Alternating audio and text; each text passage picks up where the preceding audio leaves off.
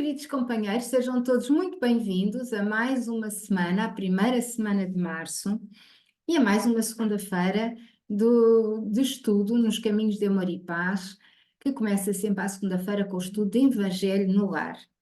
E nós hoje vamos ter o nosso Evangelho com a nossa querida companheira Suzy. Antes da Suzy começar, vamos fazer a nossa prece de alinhamento. Vamos agradecer as bênçãos derramadas sobre nós hoje e sobre todos à nossa volta. E para isso, para melhor nos sintonizarmos, vamos respirar profundamente. Chama-se a isto respiração consciente, que é quando nós temos consciência de que estamos a respirar, porque nós normalmente respiramos automaticamente, não é? Uma coisa que fazemos desde que nos conhecemos como gente, e portanto nem pensamos. A respiração consciente, isto só para dar aqui uma elucidação, porque me perguntaram outro dia, é quando nós focamos a nossa atenção na nossa própria respiração. Portanto, estamos conscientes, estamos a inspirar e estamos a expirar. Podemos fazê-lo normalmente, podemos fazê-lo com profundidade. E quando nós o fazemos, nós inspiramos mais profundamente, mais pausadamente, e expiramos também mais profundamente e mais pausadamente. Para melhor oxigenarmos o nosso organismo, nós devemos fazer respiração consciente várias vezes ao dia, porque a respiração que fazemos muitas vezes é ineficiente para a boa oxigenação do nosso cérebro e do nosso corpo. Ora bem, posto isto, vamos à nossa prece.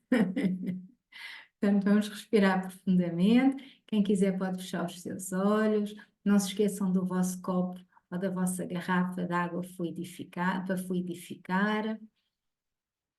Então, vamos respirar profundamente, calmamente,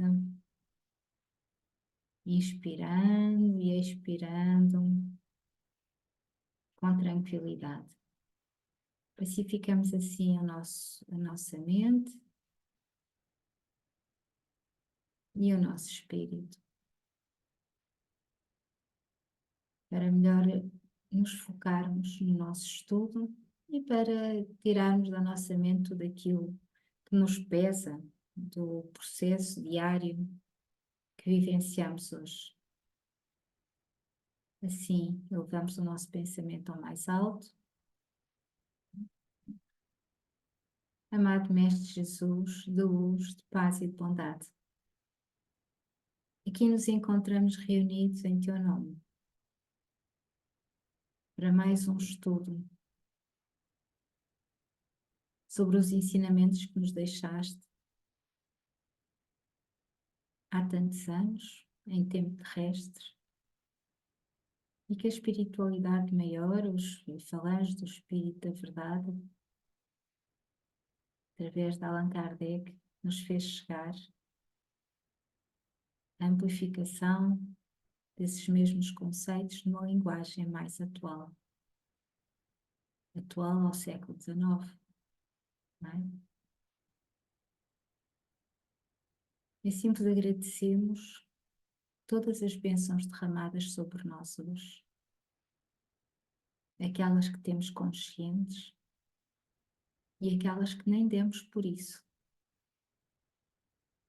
tal a nossa azáfama.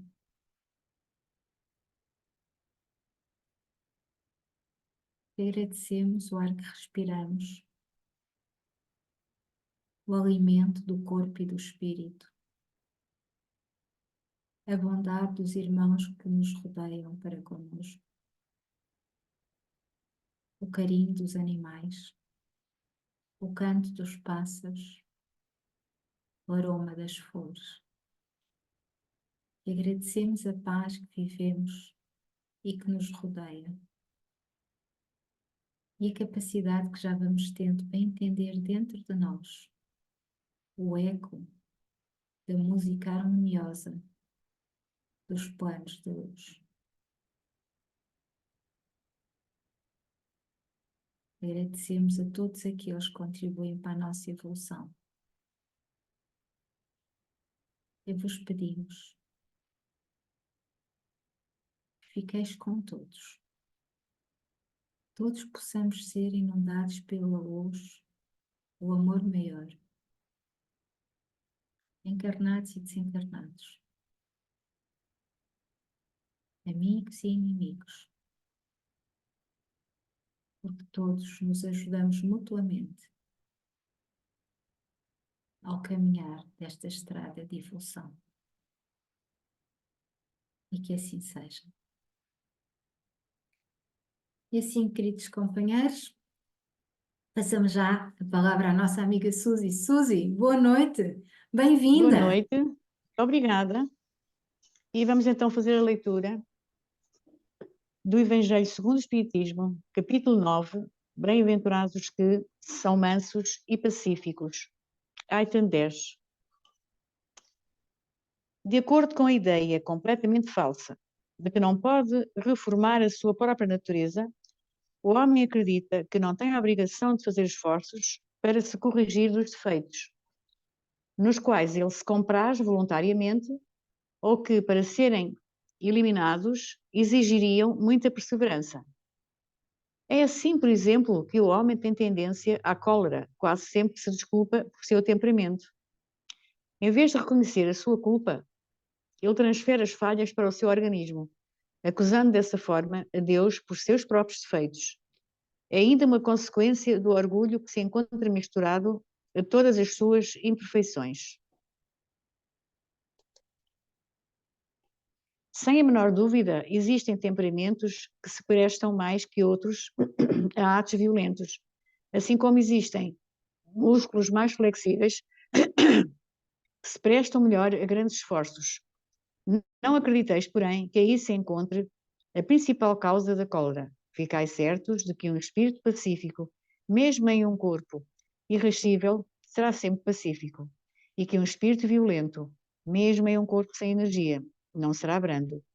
A violência somente tomará uma outra característica, porque não tendo um organismo próprio para manifestá-la, a cólera ficará contida, enquanto que, no outro caso, se mostrará livremente. O corpo não dá impulsos de cólera a quem não a possui, assim como não dá outros vícios. Todas as virtudes e todos os vícios são inerentes ao espírito. Sem isso, onde estaria o mérito e a responsabilidade? O homem que é deformado não pode tornar-se direito porque o espírito não tem nada com isso, mas ele pode modificar o que é do espírito quando tem uma vontade firme. A experiência não vos prova, espíritas, até onde pode ir o poder da vontade. Pelas transformações, peço desculpa, pelas transformações verdadeiramente miraculosas que vedes acontecer. Dizeis, pois, que o homem permanece vicioso porque quer ficar vicioso, mas aquele que deseja se corrigir sempre pode fazê-lo. Se assim não fosse, a lei do progresso não existiria para o homem.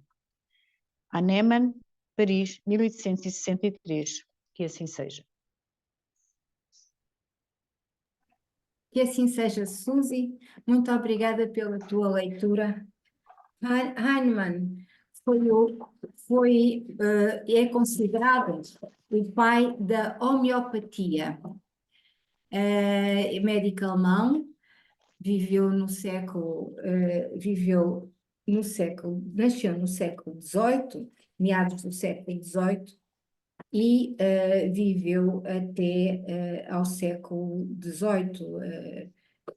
Aqui não tenho presente a data da morte dele.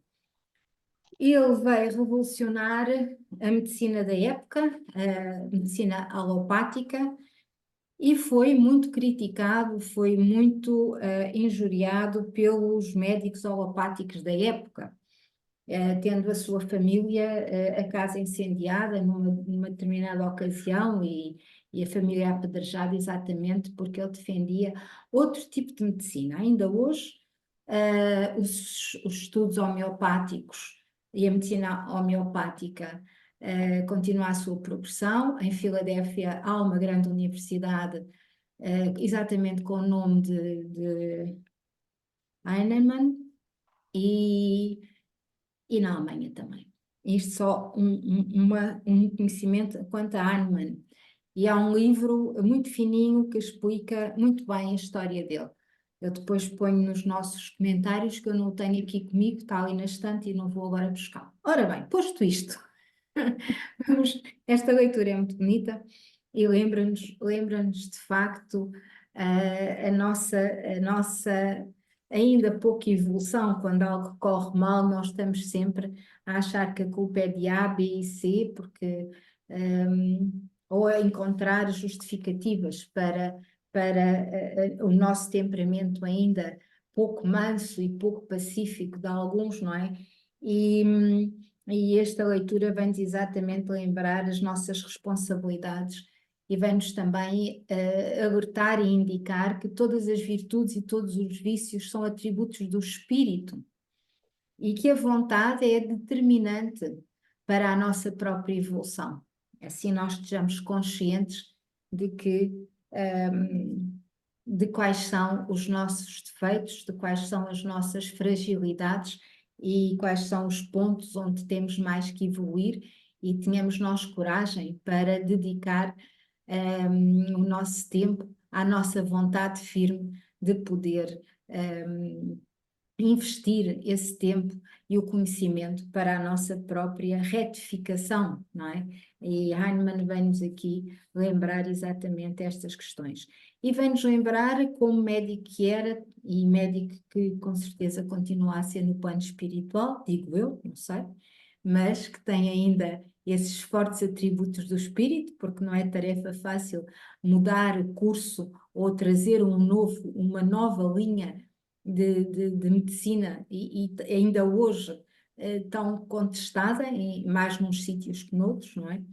E portanto é um espírito de escola, mas ele vem-nos também pôr aqui esta questão no ponto de comunicar este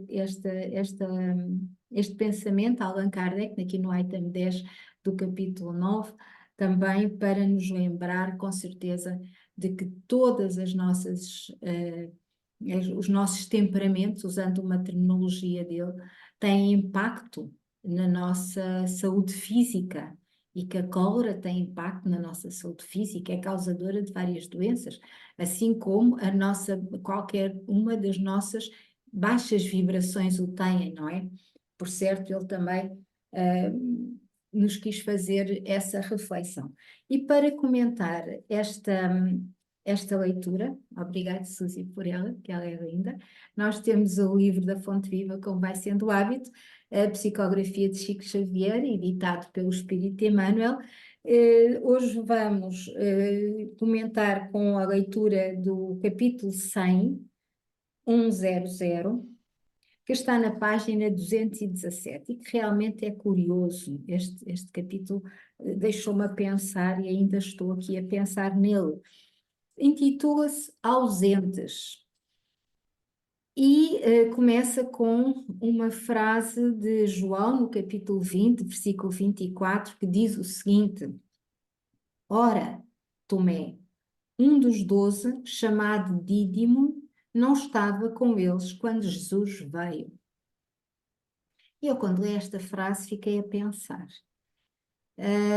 Vocês também estão a pensar com certeza qual será o enquadramento. Só depois de lermos aqui a leitura é que vamos compreender. Tomé, descontente, reclamando provas por não haver testemunhado a primeira visita de Jesus depois da morte, criou um símbolo para todos os aprendizes despreocupados das suas obrigações. Ocorreu ao discípulo ausente o que acontece a qualquer trabalhador distante do dever que lhe cabe. Eu aqui paro já para fazer uma ligação ao Evangelho.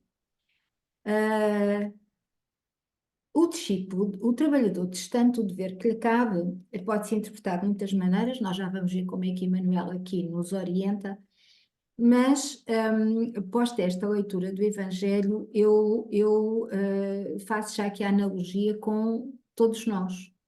Todos nós somos discípulos do Cristo, Ele é nosso mestre. E o nosso principal dever é para connosco mesmos, não é? A nossa principal responsabilidade é connosco. Porquê?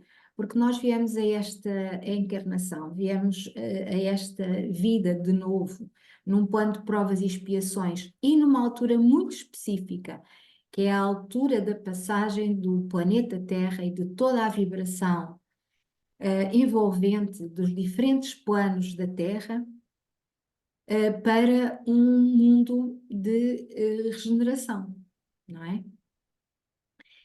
E não é tarefa fácil, porque vamos ter que reaprender em nós, alguns que já viveram nessas vibrações, outros que não viveram, vamos ter que aprender a viver, e para que o consigamos fazer, nós temos que trabalhar dentro de nós. Portanto, o nosso principal dever é para connosco. Portanto, sendo nós trabalhadores, discípulos do Cristo, nós somos trabalhadores que temos como principal dever trabalhar em nós. E, portanto, quando o trabalhador está, quando o discípulo está ausente, acontece trabalhador distante do dever que lhe cabe, não é? Portanto, estamos longe daquilo que é a nossa principal responsabilidade nesta encarnação, como tem sido todas as outras, mas esta nós se calhar já estamos mais conscientes. Diz-se que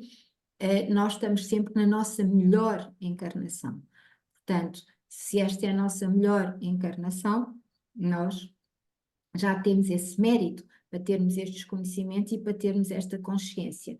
Dizia-nos também o Evangelho, Hahnemann, perdão, que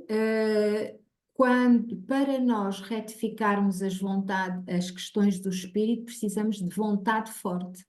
Portanto, um trabalhador que esteja dedicado a si próprio, que tenha a vontade firme de trabalhar em si e tenha o foco de entender dentro de si quais são as principais áreas com que temos que trabalhar. Continuando, Emmanuel, a edificação espiritual, com as suas bênçãos de luz, é igualmente um curso educativo. O aluno matriculado na escola, sem assiduidade às lições, apenas abusa do estabelecimento de ensino que o acolheu, porquanto a simples ficha de entrada não soluciona o problema de aproveitamento. E isto aqui é válido para os frequentadores de vários centros de estudo e dos próprios centros espíritas. O facto de nós estarmos vinculados a um centro espírita, o facto de nós estarmos vinculados a uma escola, a uma filosofia, estarmos inscritos em vários estudos, por exemplo, se não formos lá, nós não aprendemos absolutamente nada.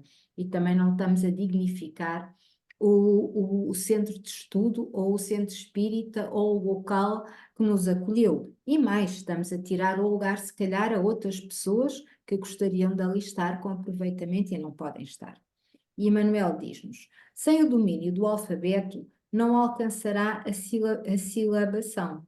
Sem a posse das palavras, jamais chegará à ciência da frase. Prevalece idêntico processo no aprimoramento do espírito. Longe dos pequeninos deveres para com os irmãos mais próximos, como habilitar-se o homem para a recepção da graça divina? Se evita o contacto com as obrigações humildes de cada dia, como dilatar os ensinamentos para ajustar-se às glórias eternas? E aqui voltamos outra vez à questão: trabalhador distante do dever que lhe cabe, não é? E aqui Emmanuel bem nos diz: o dever é connosco mesmos, é nas pequeninas tarefas do dia a dia, de uns para com os outros, nas obrigações humildes de todos os dias, como é que nós conseguimos dar este passo que todos queremos e temos que dar. Tomé não estava com os amigos quando o mestre veio. Em seguida, formulou reclamações, criando o tipo de aprendiz suspeitoso e exigente. E aqui estamos a ligação com o Evangelho, não é?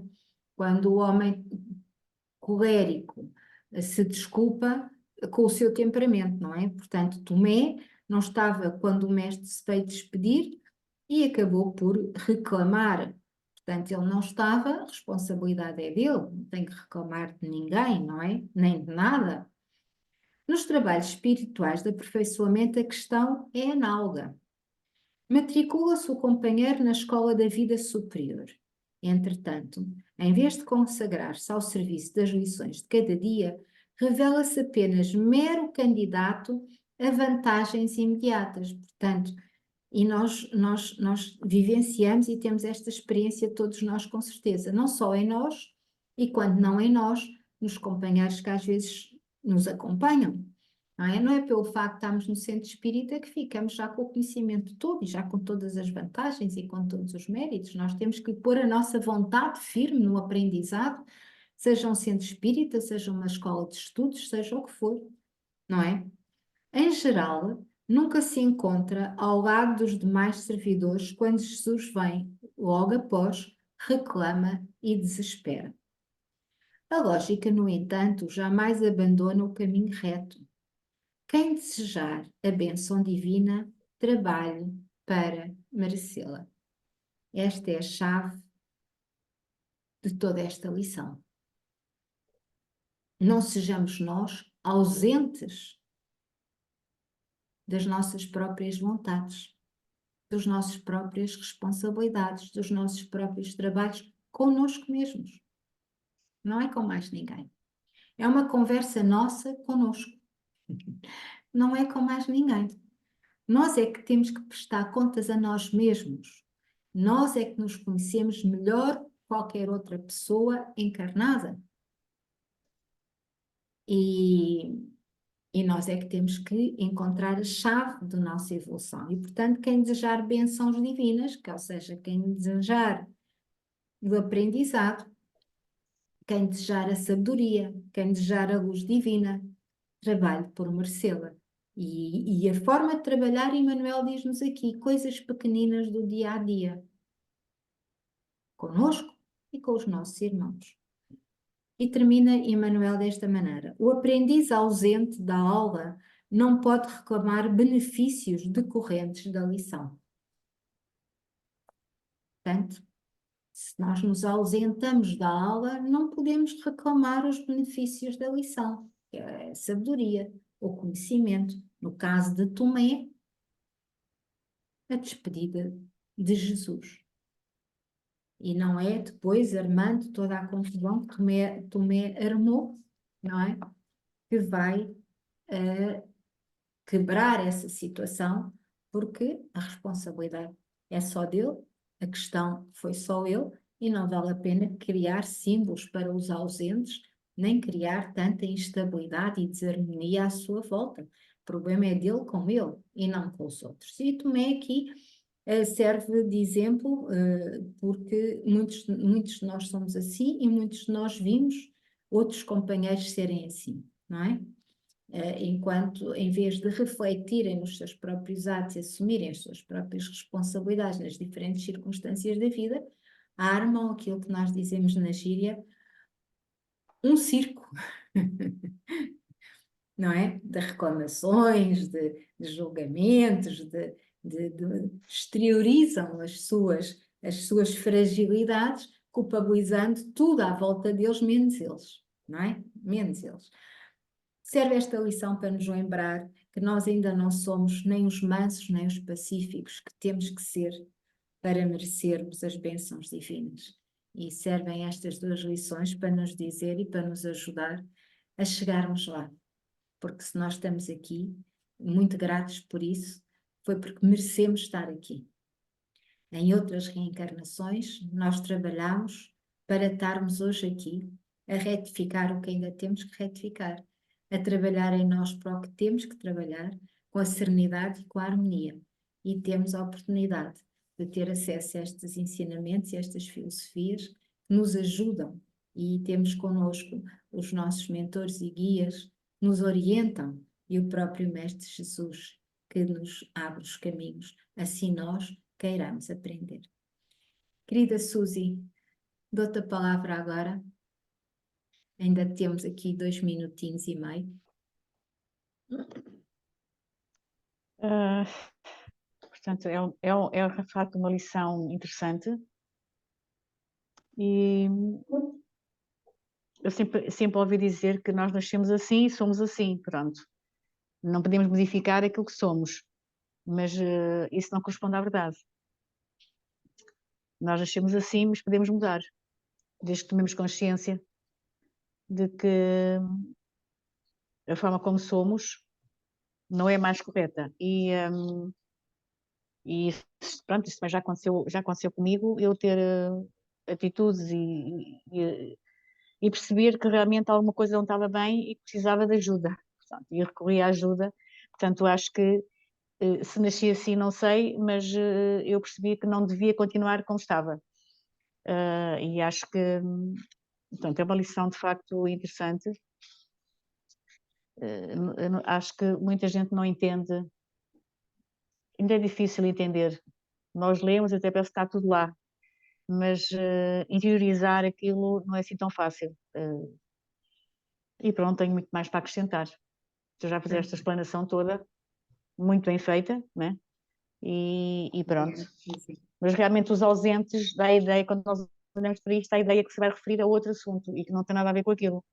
Mas no fundo até tem. Exatamente. É que nós acabamos por ser ausentes das nossas próprias responsabilidades. Ou nós temos a consciência como tu tiveste, eu tive, e tantos têm já, felizmente, ao redor deste planeta, a consciência de que assim não pode ser e temos que mudar.